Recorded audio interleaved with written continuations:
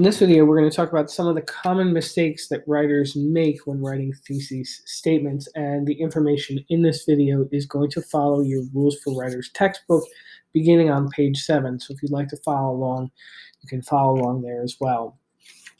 One of the first mistakes that writers sometimes make when beginning to write thesis statements for college-level papers is that they will present a fact as the thesis statement.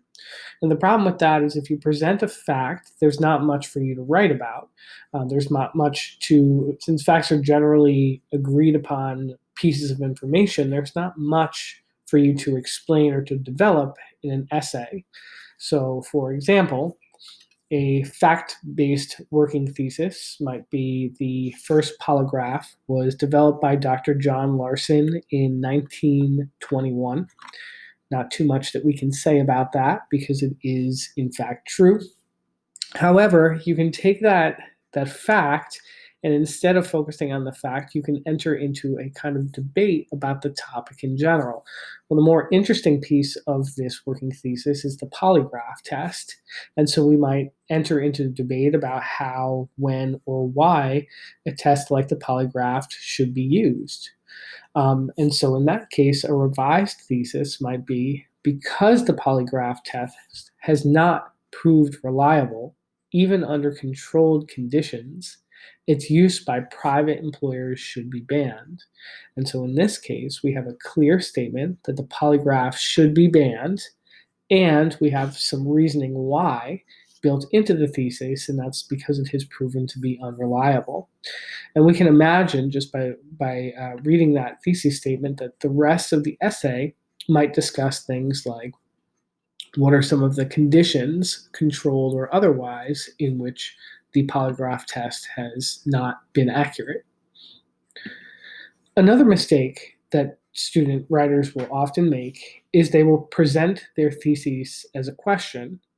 And while a question is a good way to begin the writing process, a thesis statement should not be posed as a question.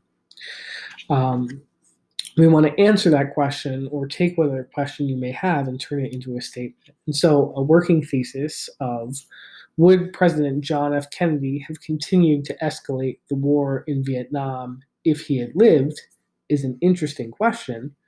We need to turn it into a statement and answer it in such a way that is not definitive, but that provides us some space to say something about it. So an example would be, although President John F. Kennedy sent the first American troops to Vietnam before he died, an analysis of his foreign policy suggests that he would not have escalated the war if he had lived. So we want to make sure that we're presenting our thesis statement as a sentence, not a question.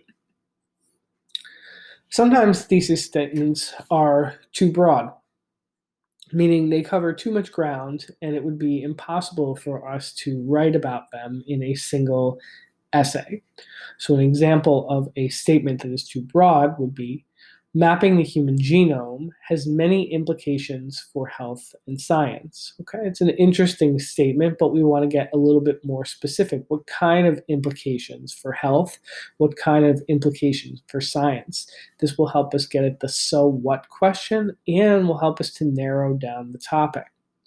So a revised example might be, although scientists can now detect genetic predispositions for specific diseases, policymakers should establish clear guidelines about who to test and under what circumstances.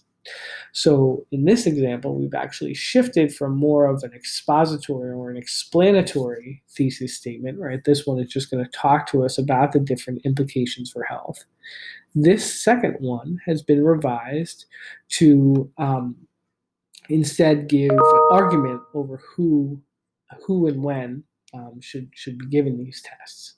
So sometimes thesis statements are also too narrow, meaning that there's not enough to write about. So for example, a person who carries a genetic mutation linked to a particular disease might or might not develop that disease. Okay, if we're biologists or epidemiologists or high level scientists, we can probably write a lot about that topic.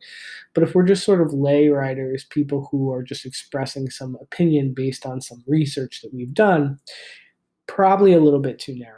So how might we revise this? Let's take a look at the revised example down at the bottom. Though positive results in a genetic test do not guarantee that the disease will develop, such results can cause psychological trauma. Genetic testing should therefore be avoided if possible.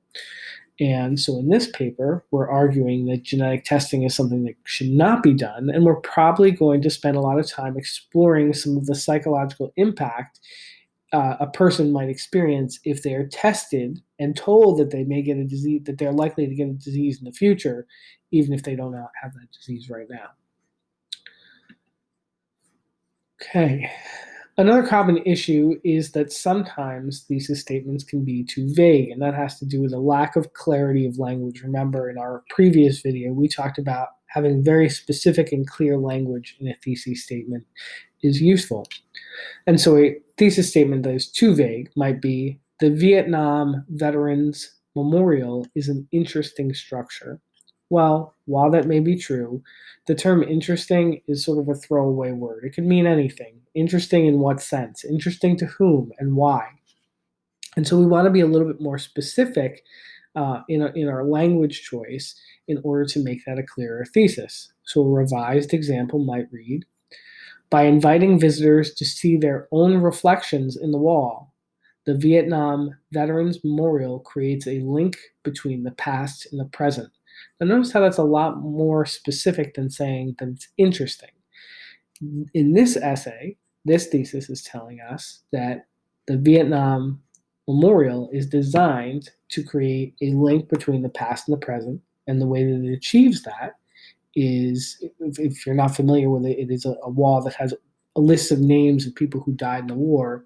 And when you are looking at it, you can see the names, but you can also see your own image in the wall at the same time. Finally, I want to close with holding your thesis up to the so what test, or what makes it significant.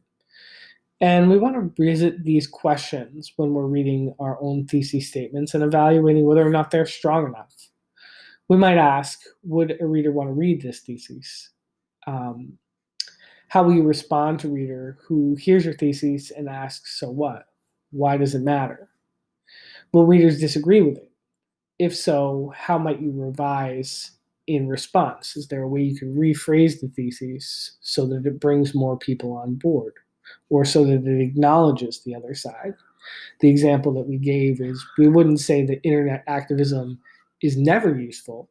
We might say that while internet activism is sometimes useful, it does not provide the kind of tools necessary to effect long-lasting change. Finally, is the thesis too obvious? If you can't come up with any positions that would oppose it or disagree with it, then it's probably too obvious a thesis, and you may want to revise it.